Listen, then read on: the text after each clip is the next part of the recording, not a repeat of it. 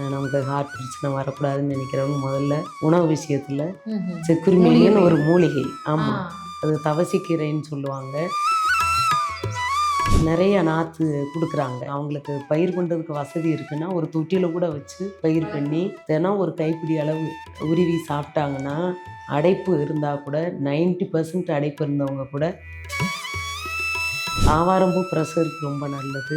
செக்குருமேனி வந்து ப்ரெஷருக்கும் நல்லது. எங்ககிட்ட வந்து யாழின்னு ஒரு மருந்து இருக்குது. அது வந்து ஹார்ட் அடைப்புக்கு 100% நான் எழுதி கூட கொடுப்பேன். அவ்வளவு நல்ல மருந்து. லங்ஸ் இப்போ பெரிய பிரச்சனையா இருக்கு. அது ஸ்மோக் பண்ணுறவங்களுக்கு மட்டும் அப்படின்றது அது ஒரு சைடு இருக்குது. ஆனால் பொதுவாக சளி பிடிச்சாலே வந்து லங்ஸில் தானே முதல்ல நமக்கு. இதை வந்து நம்ம அந்த லங்ஸில் இருக்க சளியை ஃபுல்லாக கரைச்சா தான் வீசிங் டிபி எல்லாம் குணமாகும். இந்த லங்ஸ் எல்லாம் வந்துட்டு நம்ம ரெஜிமினேட் பண்ணி பழைய மாதிரியே அது வந்துட்டு ஆகணும் அப்படின்னா அதுக்கு என்ன மருந்து நீங்க கொடுப்பீங்க? முதல்ல அதுக்கு ரசம்தான் முக்கியமான மருந்து. வெத்தலையில் உப்பு வச்சு சாப்பிடணும். வெறும் வெத்தலைன்னா புண்ணாயிரும். அதனால் 2 கல் உப்பு வச்சு. அல்சர் புண்ணுங்கிறது வந்துட்டு அப்படியே ஆகி கேன்சரா மாறுது அப்படின்னு சொல்லி ஒரு பரவலா ஆமாம், கிரானிக் அது அல்சர் ஆகுமா? பல வருஷம் கேன்சராக கூட மாறிடும். மாறிடும். அல்சருக்கு வந்து முருங்கைப்பூ இருக்குது பாருங்க. முருங்கைப்பூ. ஆமா. ஆமாம், அதை பாலில் வேக வச்சு சாப்பிட்டாலே, அந்த பாலை குடிச்சிட்டு பூவை சாப்பிட்டுட்டாலே. நாட்டு சர்க்கரைன்னா அது ஏதோ நல்லதுன்னு நினைக்கிறாங்க. அப்படி கிடையாது. நாட்டு சர்க்கரையெல்லாம் தொடக்கூடாது.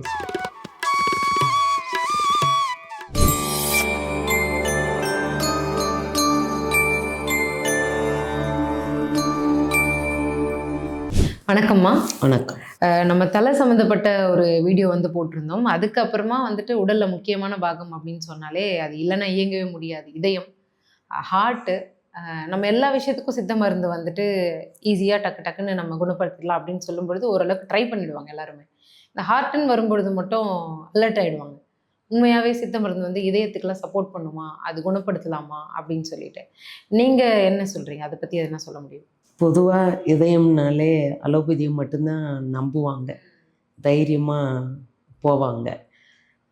நமக்கு அந்த மாதிரி சித்த மருத்து மூலிகை மருந்துல எல்லாம் வந்து அதுக்கு இருக்குமா, அங்கே போய் ஏதாவது நமக்கு பிரச்சனை ஆகிடக்கூடாதுன்னு ரெக்கவர் நினச்சி ஆகுமான்றது தான் பயப்படுவாங்க. ஆனால் பிரச்சனை வந்ததுக்கப்புறம் வர்றதை விட முன்னாடியே பிரச்சனையே வரவிடாமல் இருக்கிறதுக்கெலாம் எத்தனையோ வழி இருக்குது. நமக்கு ஹார்ட் பிரச்சனை வரக்கூடாதுன்னு நினைக்கிறவங்க முதல்ல உணவு விஷயத்தில் சரியாக இருக்கணும். அப்புறம் வந்து அப்படியே வந்துட்டாலும் முதல்ல பயம்தான் அவங்களுக்கு முக்கியமான காரணமே. ஹார்ட்டுக்கு. ஆமாம், பயம் வந்தோடனே அவங்களுக்கு ப்ரெஷர் ஆகிடுது. படபடன்னு ஆயிடுது. ஆமாம், அவங்களுக்கு வந்து ப்ரெஷர் அதிகமாகி தான் ஹார்ட் அட்டாக்லாம் வர்றது. அதனால் முதல்ல தைரியமாக இருக்கணும். தைரியம்தான் ரொம்ப முக்கியம். அப்புறம் நாங்கள் ஏற்கனவே நிறைய வீடியோலாம் சொல்லியிருக்கேன், செக்குருமேனின்ட்டு. செக்குருமேனின்னு ஒரு மூலிகை. ஆமாம், அது தவசிக்கீரைன்னு சொல்லுவாங்க. கிடைக்குமா? நிறைய கிடைக்குது. இதில் கோயம்புத்தூரில் அக்ரி யூனிவர்சிட்டிலாம் அவங்களே கொடுக்குறாங்க. அப்படிங்களா? செடியாகவே கொடுக்குறாங்க? ஆமாம், நிறைய நாற்று கொடுக்குறாங்க. அவங்களுக்கு பயிர் பண்ணுறதுக்கு வசதி இருக்குன்னா ஒரு தொட்டியில் கூட வச்சு பயிர் பண்ணி தினம் ஒரு கைப்பிடி அளவு உருவி சாப்பிட்டாங்கன்னா, அடைப்பு இருந்தால் கூட 90% அடைப்பு இருந்தவங்க கூட அது சாப்பிட்டு பரிபூர்ணமாக குணமாயிருக்காங்க. பயப்படக்கூடாது. அப்புறம் வந்து ஆவாரம்பூ. ஆவாரம்பூ அது ஒரு பெரிய பஞ்சாயத்து. எது ஆவாரம்பூன்றதே இப்போ தெரிய மாட்டேங்குது. மண்ணில் படாமல் எடுக்கிறேன்னு சொல்கிறாங்க. நாட்டு மருந்து கடையில் இயல்பாகவே கிடைக்குது நிறைய. ஆவாரம்பூ நிறைய கிடைக்குது. ஆனால் அது ஒரிஜினல் பொடியெலாம் வர இருக்குது. ஆவாரம் பொடி இல்லை, பவுடராக வாங்குறத விட பூவாக வாங்கி நம்மளே பறித்தா ரொம்ப நல்லது. கொஞ்சம் பறித்தா கூட போதும். அது நிறையா புழு உற்பத்தி ஆகும் அதில். அப்படிங்களா? ஆமாம். அப்போ எப்படி அது நமக்கு சரியாகுது? அது வந்து நம்ம அதை பறித்து வெயிலில் காய போட்டுடணும். வெயிலில் காய போடணும்.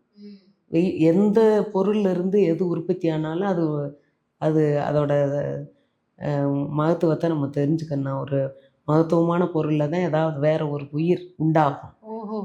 இப்போ வண்டு எல்லாம் வச்சு போயிடுது நம்ம சாப்பிட்ற பொருள்களில். புழு எல்லாம் வைக்கிது பாருங்க. அது மாதிரி ஆவாரம் புழு வந்துடும். அதை பறித்து வெயிலில் காய போட்டு பவுட்ரு பண்ணி வச்சுக்கிட்டாங்கன்னா நல்லா ஏன்னா பயன்படுத்தலாமே. இப்போது நிறைய கமர்ஷியலாக இந்த மாதிரி ஆவாரம் பூ, ஆவாரம் டீ, அப்புறம் ஆவாரம் பூ நிழல்லே வெயில் படாமல் காய வைக்கிறோம் அப்படிலாம் சொல்கிறாங்க. இல்லை, ஆவாரம்பூ நிழல்ல காயப்போட முடியாது. உடனே புழு அதிலிருந்து கருப்பாக உருண்டை உருண்டையாக புழு நிறையா வர ஆரம்பிச்சிடும். அதனால் ஆவாரம்பூ மட்டும் நிழலில் போட முடியாது, வெயிலில் தான் போடணும். கிராம சைடெலாம் நிறையா கிடைக்குது, நம்ம பறித்து நம்மளா பறித்து க்ளீன் பண்ணி பண்ணுறது பக்குவப்படுத்தி அது வச்சுக்கலாம். நீங்கள் எப்படி சாப்பிடணும்னு சொல்கிறீங்க? அதை நான் காய வச்சு பவுட்ரு பண்ணி வச்சுட்டாங்கன்னா அதை வந்து தண்ணியில் போட்டு கலக்கி குடிக்கலாம். அப்புறம் இந்த செக்குருமேனின்னு இருக்குது பாருங்கள், அந்த இலை நிறையா கிடச்சதுன்னா அதை நிழல்ல காய வச்சு பவுட்ரு பண்ணி தண்ணியில் அப்பப்போ கலந்து குடிச்சிக்கலாம். தண்ணி குடிக்கும் போதெல்லாம் அதில் ஒவ்வொரு ஸ்பூன் கலந்து குடிக்கலாம். இது வந்து ஹார்ட் பிளாக்ஸே எடுத்துரும். ஓகே. இப்போ சிவியராக இருக்கிறவங்களுக்கா இல்லை நீங்கள் வந்துட்டு நார்மலாகவே டீ குடிக்கிற மாதிரி இது இல்லை, குடிக்கல? ஹார்ட் பிரச்சனை இருக்குமோன்னு ஒரு சந்தேகம் இருக்கிறவங்க, வரக்கூடாதுன்னு நினைக்கிறவங்க இதெல்லாம் சாப்பிட்டுக்கிட்டே வந்தாங்கன்னா அவங்களுக்கு ஹார்ட் பிரச்சனையே வராது. இந்த பிபி ப்ரெஷர் இருக்கிறவங்களாம் இதை சாப்பிடலாம். ஆவாரம்பூ ப்ரெஷருக்கு ரொம்ப நல்லது. செக்குருமேனி வந்து ப்ரெஷருக்கும் நல்லது, ஹார்ட்டுக்கும் நல்லது. ஓகேம்மா. இப்போ இந்த அடுத்தது அப்படியே சொல்ல போனோம்னா அந்த இடத்துல இருக்கிற செஸ்ட் மார்பு பகுதியில் வந்துட்டு நமக்கு கன்ஜெஷன். அப்புறம் இன்னொன்று கூட சொல்லலாம், களைச்சிக்காயின்னு சொல்லிட்டு, அது கூட எங்கே அடைப்பு இருந்தாலும் சரி பண்ணும். Heart block. ஆமாம், வெரிகோஸ் வெயினுக்கு நிறைய விஷயங்களுக்கு களைச்சிக்காய் வந்து ஒரு நல்ல மருந்து. அதெல்லாம் கடைகளில் கிடைக்குது, பவுட்ரு பண்ணி வச்சு சாப்பிட்லாம். இது எல்லாமே வந்துட்டு இந்த வெயின்ஸ் சம்மந்தப்பட்டது நீங்கள் சொல்கிறீங்க. ஆமாம். ஓகே. எந்த ஒரு பிளாக்குமே இல்லாமல் பிளட் சர்க்குலேஷன். ஆமாம், ரத்த நாளங்களில் எங்கேயுமே அடைப்பு இருக்காது. அடைப்பு இருந்தாலும் சரியாயிரும். எங்ககிட்ட வந்து யாழின்னு ஒரு மருந்து இருக்குது, அது வந்து ஹார்ட் அடைப்புக்கு 100% நான் எழுதி கூட கொடுப்பேன். அவ்வளவு நல்ல மருந்து. 95% அடைப்பு இருந்தவங்க கூட சாப்பிட்டு சரியாயிருக்கு. ஓகே. இப்போது ஹார்ட் பிளாக்குக்கு அப்படின்றதுக்கு சித்த மருத்துவத்தில் வந்து மருந்து இருக்குது. கண்டிப்பாக இருக்குது, எல்லாத்துக்குமே இருக்குது, நமக்கு தான் தெரியாது. கண்டிப்பாக யாருக்குமே வந்துட்டு அதோட அவேர்னஸ் இல்லை. பட் நீங்கள் சொன்ன மாதிரி அலோபதி ரொம்ப ட்ரஸ்ட்டாக நம்ம நம்பி போகிறோம். இதை நம்பி வராததுக்கான காரணம் என்னன்னா நீங்கள் சொல்கிற மாதிரி கொஞ்சம் மெதுவாக தான் அது ஒர்க் ஆகுது அப்படின்னு சொல்லும்போது. அலோபதினா உடனே சரி பண்ணிடுவாங்க அப்படின்னு ஒரு அது உயிர் சம்மந்தப்பட்ட விஷயம் இல்லையா, அதுக்காக பயத்தினால அவங்க அங்கே போனால் சரியாயிரும்னு போகிறாங்க. அது தப்பு இல்லை. ஆனால் இப்படி இதெல்லாம் நிறைய வழி இருக்குது. இதெல்லாம் நம்ம ஃபாலோ பண்ணோம் அப்படின்னா அந்த லெவல் வரைக்கும் நம்மளை போகாமல் பார்த்துக்கலாம். உங்களோட விளக்கம். இப்போ ஆபத்து வரைக்கும் போகாமல் இருக்கலாம், சேஃபாக. ஆமாம், சேஃப் ஜோனில் இருந்துக்கலான்றது. அடுத்தது இப்போ நம்ம லங்ஸ் இப்போது பெரிய பிரச்சனையாக இருக்குது. ஸ்மோக் பண்ணாதவங்களுக்கு கூட இஷ்யூவாக இருக்குது சம்டைம்ஸ். அது எதனால் அப்படின்னு சொல்ல முடியும்? அது ஸ்மோக் பண்ணுறவங்களுக்கு மட்டும் அப்படின்றது அது ஒரு சைடு இருக்குது. ஆனால் பொதுவாக சளி பிடிச்சாலே வந்து லங்ஸில் தானே முதல்ல நமக்கு சரி. இல்லை, அங்கே தானே சளியே பிடிக்குது. அங்கே இருக்கிறது நமக்கு தெரியாது. நமக்கு வந்து நாசியில் இருமும்போது தொண்டையில் நெஞ்சில் இப்படி தான் நம்ம நினைப்போம். ஆனால் கண்டிப்பாக லங்ஸில் கண்டிப்பாக சளி இருக்குது. அது வந்து என்ன ஆகும்னா நாளாக ஆக அதை கவனிக்காமல் விட்டால் அது வந்து நார் மாதிரி ஆகி அந்த லங்ஸ் ஃபுல்லாக அப்படி சுற்றி இறுக்கிரும். அப்போ தான் வந்து வீசிங்லாம் வர்றது. ஓகே. அப்போ இல்லை வீசிங், டிபியுமே இன்னும் கொஞ்சம் அதிகமாக அடுத்த லெவல். இதை வந்து நம்ம அந்த லங்ஸில் இருக்க சளியை ஃபுல்லாக கரைச்சா தான் வீசிங், டிபியெல்லாம் குணமாகும். ஏன்னா சில பேருக்கு உடம்பு ஏறவே ஏறாதுன்றவங்களுக்குலாம் வந்து இந்த லங் இஷ்யூ இருக்கும்ன்றீங்க நீங்கள். ஆமாம், டிபி உள்ளவங்கலாம் பாருங்கள் ரொம்ப மெலிஞ்சு போய் தான் இருப்பாங்க. லங்ஸ் பிரச்சனை இருந்தாலே அவங்க மெலிஞ்சு தான் இருப்பாங்க. இப்போது இந்த லங்ஸ் எல்லாம் வந்துட்டு நம்ம ரெஜிமினேட் பண்ணி பழைய மாதிரியே அது வந்துட்டு ஆகணும் அப்படின்னா அதுக்கு என்ன மருந்து நீங்கள் கொடுக்குறீங்க? முதல்ல அதுக்கு ரசம் தான் முக்கியமான மருந்து. ரசம்? ஆமாம். இப்போ கொரோனா அப்போ கூட பாருங்கள், ரசம் சாப்பிட சொல்லித்தானே எல்லாரும் சொன்னாங்க. ரசம்னா மிளகு சீரகம் தான் அதில் முக்கியமாக, பூண்டு, இந்த 3 வந்து நமக்கு லங்ஸுக்கு ரொம்ப பாதுகாப்பாக இருக்கும். அப்புறம் வெத்தலை போடலாம். இந்த வெத்தலையில் இருக்கிற காரம் வந்து சளியை கரைக்கும். வெறும் வெத்தலை? வெத்தலையில் உப்பு வச்சு சாப்பிடணும். வெறும் வெத்தலைன்னா புண்ணாயிரும். அதனால் 2 கல் உப்பு வச்சு சாப்பிட்டாங்கன்னா அதுவும் லங்ஸுக்கு ரொம்ப நல்லது. நல்லது. நீங்க குடுக்குற மருந்து வந்து நமக்கு லங்ஸ் சம்மந்தப்பட்ட பிரச்சனைகள வந்து நெறைய பேருக்கு குணப்படுத்தியிருக்கு. நிறைய பேர் குணமாயிருக்கு. அதுலயும் பெரும்பாலுமே வந்துட்டு இந்த மாரி எதுக்கு ரொம்ப ஸ்பெஷலா நீங்க இது வந்து 100% கியூர் ஆயிருக்கு அப்டின்னா, எந்த மாரியான விஷயங்கள் நீங்க சொல்லுங்க? டிபியா? டிபி 100% குணமாயிருக்கு. ஆஸ்துமா 100% குணமாயிருக்கு. எந்த வகையான சளி பிரச்சனையா இருந்தாலும் நிச்சயமா குணப்படுத்த முடியும். நம்ம இது கூட வேற மருந்துகள்லாம் நம்ம சேர்த்து பண்ணுவோம். அது சொல்லக்கூடாது அப்படின்னு இல்ல. சொன்னா அது மிஸ்யூஸ் பண்ணுவாங்க. தெரியாம என்னத்தையாவது செஞ்சு தப்பாயிரும் அப்படின்றதுக்காக தான் சொல்றேன். சித்திரமூலம்னு சொல்லிட்டு அது அந்த மூலிகையை தெரிஞ்சவங்களுக்கு தெரியும். நிறைய இடங்கள்ல அது ஈஸியாக கிடைக்கக்கூடியது தான். அது தெரிஞ்சு பறித்து நிழலில் காய வச்சு பவுட்ரு பண்ணி சாப்பிட்டாங்கன்னா கூட ஹார்ட் பிரச்சனை உள்ளவங்களுக்கு ரொம்ப நல்லது. தைரியமாக இருக்கலாம். ஹார்ட் அட்டாக் ப்ராப்ளம் வராது. இல்லை, ஹார்ட் அட்டாக் வந்துருன்ற அந்த பயம் இல்லாமல் இருக்கலாம். ஓகே. அது எப்படி எடுத்துக்கலாம் ரெகுலரா இந்த மாதிரி? இல்லை, அது கிடைச்சதுன்னா நிறையா பறித்து நிழலில் காய வச்சு பவுட்ரு பண்ணி தினம் ஒரு ஸ்பூன் தண்ணியில் கலந்து குடிச்சிக்கிட்டே வந்தாங்கன்னா உங்களுக்கு அடைப்பு இப்போ 90% எத்தனை பர்சன்ட் இருந்தாலும் அது படிப்படியாக குறைஞ்சி உங்களுக்கு ஹார்ட் நார்மலாக இது வந்துடும். மரண பயம் இல்லாமல் இருக்கலாம்.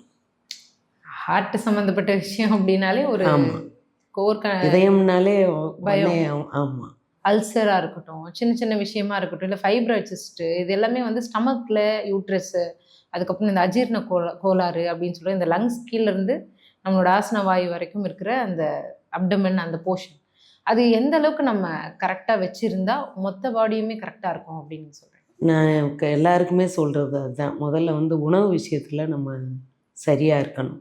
நேரத்துக்கு சாப்பிட்ணும், எது சாப்பிடணும் சாப்பிடக்கூடாது அப்படின்றது தெரிஞ்சுக்கிட்டு, ருசிக்காக சாப்பிட்றவங்களாம் இருக்காங்க. என்னானாலும் பரவாயில்ல சாப்பிட்லாம் அப்படிலாம் இல்லாமல் நல்லா கான்சியஸாக இருக்கவங்கெல்லாம் வந்து ரொம்ப கட்டுப்பாடாக இருக்காங்க நிறைய பேர். ஃபுட் கண்ட்ரோல் இருக்கிறவங்கன்றது நம்ம ஒரு பங்கு சொன்னால் 2 பங்கு இருக்கிறவங்கெல்லாம் இருக்கிறாங்க. சூப்பர். நல்ல ஹெல்த் கான்சியஸ் உள்ளவங்க வந்து நல்லா பக்குவமாக இருந்துக்குவாங்க. அதையும் தாண்டி நிறைய பேருக்கு பிரச்சனை வருது. நேரத்துக்கு சாப்பிட்ணும்.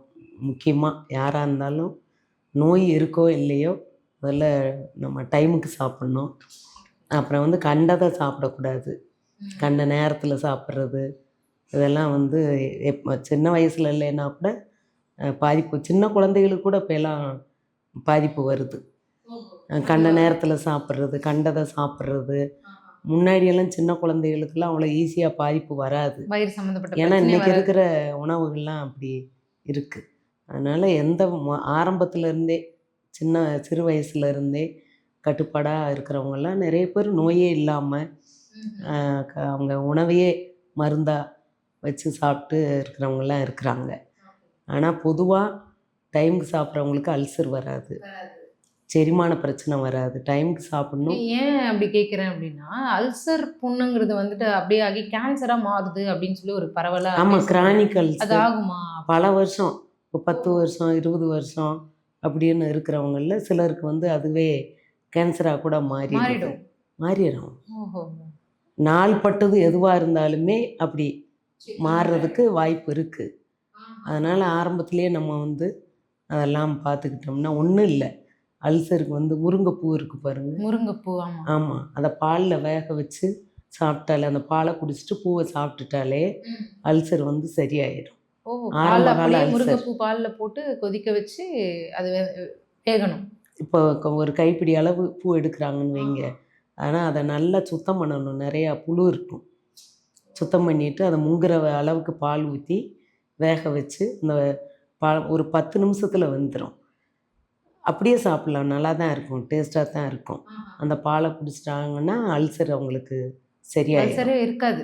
ஆமாம், ரொம்ப வருஷம் இப்போ 10 வருஷம் அவங்களுக்கு வேணால் கொஞ்சம் மெதுவாகுமே தவிர சாதாரண இப்போ தான் ஆரம்பிச்சிருக்கு, கண்டிப்பாக சரியாயிரும்.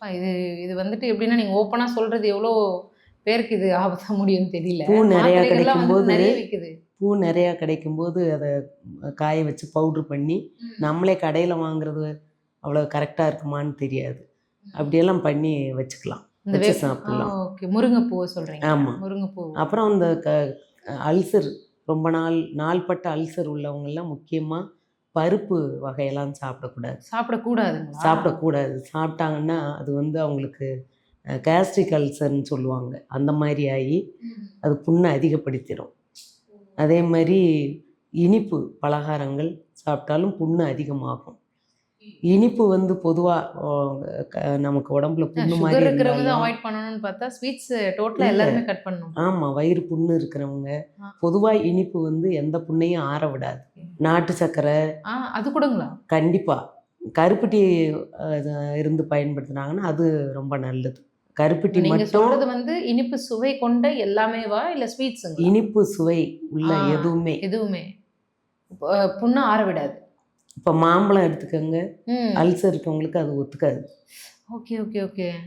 ஆனால் கருப்பட்டி மட்டும் சாப்பிடலாம். கருப்பட்டி மட்டும் கருப்பட்டி தான் சாப்பிடலாம். சரி. அது வந்து புண்ணை அதிகப்படுத்தாது, ம். புண்ணை ஆற்றும், புண்ணு கூட சரியாயிடும். இந்த மாதிரி இனிப்பு சுவை வந்து அல்சருக்கு எதிரின்னு தான் சொல்லணும். ஆமாம், கண்டிப்பாக. அது வந்துட்டு இந்த புண்ணை ஆற விடாம பார்த்துட்டு நம்ம என்ன மெடிசன் சாப்பிட்டு இது சாப்பிட்டாலுமே அது ஒத்துக்காது, ஆற சரியா விடாது. ஆகாது. அந்த இனிப்பு தன்மை வந்து புண்ணை ஆற விடாது. அதனால நீங்க மருந்தும் கொடுத்துட்டு இப்போ ஃபுட் எழுதியும் கொடுத்துட்றீங்க. எது ஆமாம், நிறைய பேர் சாப்பிடக்கூடாது நாட்டு சர்க்கரைன்னா அது ஏதோ நல்லதுன்னு தான் சொல்றாங்க. நல்லதுன்னு நினைக்கிறாங்க. அப்படி கிடையாது.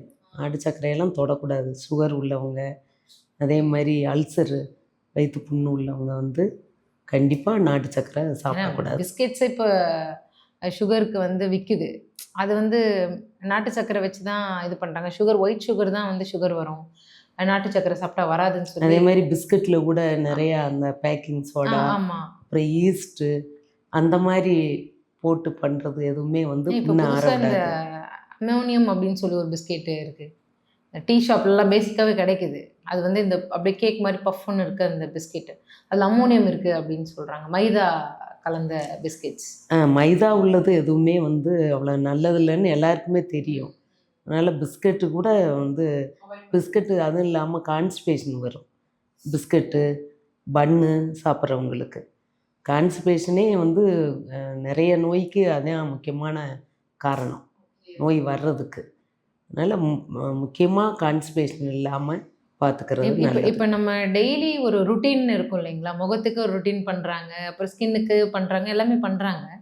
ஹெல்த்துக்குன்னு சொல்லி தினமும் காலையில் இந்த ஒரு விஷயம் பண்ணுங்கள், இல்லைனா மாலையில் ஒரு விஷயம் பண்ணுங்கள், தூங்குறதுக்கு முன்னாலேயோ இல்லைனா பின்னாலேயோ இந்த ஒரு விஷயம் மட்டும் ஃபாலோ பண்ணிங்கன்னா உங்களுக்கு இந்த கான்ஸ்டிபேஷன் வயிறு சம்மந்தப்பட்ட பிரச்சனை வராதுன்னு ஏதாச்சும் சொல்ல முடியும்? சுகர் இல்லாதவங்க, அல்சர் இல்லாதவங்கெல்லாம் பழங்கள் எடுத்துக்கிட்டாலே அவங்களுக்கு சாதாரணமாக எந்த நோயும் இல்லாதவங்களுக்கு கான்ஸ்டிபேஷன் வராது பொதுவாக. ஆனால் கான்ஸ்டிபேஷன் எதுனால வரும், நான்வெஜ் சாப்பிட்றவங்களுக்கெல்லாம் நிறைய பேருக்கு கான்ஸ்டிபேஷன் இருக்கும். ஓஹோஹோ, அதுவும் ஃபுட்டு இதுவும் ஃபுட்டு தான், அதனால எப்படின்றது யோசிப்பாங்க. இல்லை, ஃபுட்டுன்றதை விட அது வந்து ரொம்ப ஹார்டாக இருக்கும் இல்லையா, அதனால் கான்ஸ்டிபேஷன் வரும்.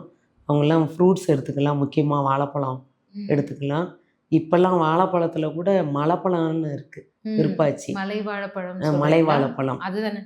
ஆமாம், மலை வாழைப்பழம். அது சாப்பிட்டா எந்த பிரச்சனையும் இல்லை, பயம் இல்லாமல் சாப்பிட்லாம். மற்ற பழங்கள் எல்லாமே கெமிக்கல் வச்சு பழுக்க வைக்கிறாங்க. அதனால் எதுவுமே இதனால இது இப்போ எதையுமே நம்ப முடியல. இளநீரே வந்துட்டு இன்ஜெக்ஷன் போடுற மாதிரிலாம் நான் வீடியோ பார்த்துருந்தேன். ஆமாம், அதனால இப்போ இளநீர் காலையில் சாப்பிட்டுட்டு குடிக்கணும் அப்படின்னு சொல்லும்போது அதுவுமே இப்போ ஆர்டிஃபிஷியலாக இருக்குது. இப்போ நமக்கு நல்லா இப்போ நம்ம வீட்டில் இளநீ கிடைக்குது அப்படின்னா தைரியமாக சாப்பிட்லாம். எத்தனை பேர் வீட்டில் இருக்கும். ஆமாம், அப்படி இல்லாதவங்கெல்லாம் இப்போ விற்கிறதெல்லாம் வந்து நம்ம நம்ப முடியாது. அப்போது நம்ம இருக்கும் பொழுது இந்த மூலிகைகளை நம்பி நம்ம பண்ணிக்கிட்டோம், பராமரிச்சுக்கிட்டோம் அப்படின்னா வயிறு பகுதி வரைக்கும் நம்ம க்ளீனாக வச்சுக்கலாம் அப்படின்றது உங்களோட கருத்து. முடிஞ்ச வரைக்கும் நமக்கு தெரிஞ்ச கை வைத்தியம் கிராமங்களில் இருக்கவங்களுக்குலாம் நிறையாவே தெரியும். இப்போ டவுனில் இருக்கவங்களுக்கு நம்ம சொல்கிறத நம்பி ஏற்று பயன்படுத்தினாங்கன்னா நல்லாயிருக்கும். பொதுவாக அல்சர் உள்ளவங்க வந்து காலையில் பழைய சாதத்து தண்ணி குடித்தாங்கன்னா ரொம்ப நல்லது. அப்புறம் வந்து பாதாம் பிசின் கிடைக்கும் கடைகளில், நைட்டு அது கூட நைட்டில் ஊற வச்சு காலையில் சாப்பிட்டாங்கன்னா வயிற்று புண்ணுக்கு ரொம்ப நல்லது. ஆனால் அது சளி பிடிக்கும், அது கொஞ்சம் பார்த்துக்கணும். யாருக்கெல்லாம் இது செட் ஆகலையோ அவங்க அது சாப்பிட சளி. ஆமாம், அதனால தான் இந்த மாதிரி விஷயங்கள்லாம் சொல்கிறது இல்லை. இப்போ அல்சர்னால் அது சாப்பிடுவாங்க, அதை சாப்பிட்டு அப்புறம் சளி பிடிச்சிக்கும் அவங்களுக்கு. இவங்க சொன்னாங்க அதை சாப்பிட்டோம் சளி பிடிச்சிக்கிச்சு அப்படின்னு வரும். அவங்களோட வாதம் பித்தம் கபம் உடம்புல எது என்ன இருக்குன்னு ஆமாம், பார்த்துட்டு இந்த சாப்பிடணும். 3 நிலையும் வாதம் பித்தம் கபம் 3ம் சமமாக இருக்கிறவங்கன்றது ரொம்ப ரேரு. அவங்க உடம்பு என்ன தன்மைன்னு தெரிஞ்சு ஆமாம் அது வெந்நீரில் போட்டு சாப்பிட்லாம். அப்படிங்களா? ஆமாம், அப்ப சளி சைனஸு பிடிக்காது. சளி உள்ளவங்க சளி பிரச்சனை உள்ளவங்க பொதுவாகவே வெந்நீரில் கலந்து சாப்பிட்டாங்கன்னா சளி பிடிக்காது. இப்போ ஊற வச்ச பாதாம் பிசின் வந்து வெந்நீர்ல சாப்பிடும். காலையில் வெந்நீரில் போட்டு கலக்கி சாப்பிடணும். சளி பிடிக்காதுங்களா? சளி பிடிக்காது. சூப்பர் மேம், இது ஒரு நல்ல டிப்ஸாக இருக்கு. அண்ட் வெறும் கஞ்சி தண்ணி முதல் நாள் சமைச்ச சாதத்தில் தண்ணி ஊற்றி வச்சு காலையில் வெறும் வயிற்றில் தண்ணி குடித்தாங்கன்னா அவங்களுக்கு வந்து கேஸ்ட்ரிக் அல்சர் உள்ளவங்க முக்கியமாக, அப்புறம் ஆசிட் ரெஃப்ளெக்ஷன் உள்ளவங்க அவங்களுக்கெல்லாம் ரொம்ப நல்லது. நல்ல மருந்து அது. தொடர்ந்து குடிச்சிக்கிட்டே வரும்போது சரியாயிடும். ஸோ இது மாத்திரை மருந்துகள்லாம் சாப்பிட்றதுக்கு முன்னால் நம்ம இந்த மாதிரி விஷயங்களை சாப்பிட்டு ஃபாலோ பண்ணாலே கொஞ்சம் ப்ரிகாஷனாக இருந்து. மாத்திரை எடுத்துக்கிட்டு இருக்கவங்க கூட பழைய சாதத்து தண்ணி காலையில் வெறும் வயிற்றில் குடித்தாங்கன்னா அவங்களுக்கு சைடு எஃபெக்ட் கூட இருக்காது. இந்த மாத்திரைனால வர்ற சைடு எஃபெக்ட். ஓகே, அது கண்டிப்பாக மிகவும் ஒரு பயனுள்ள தகவலாக இருக்கும் அப்படின்னு நினைக்கிறேன். ரொம்ப ரொம்ப நன்றி. நன்றி.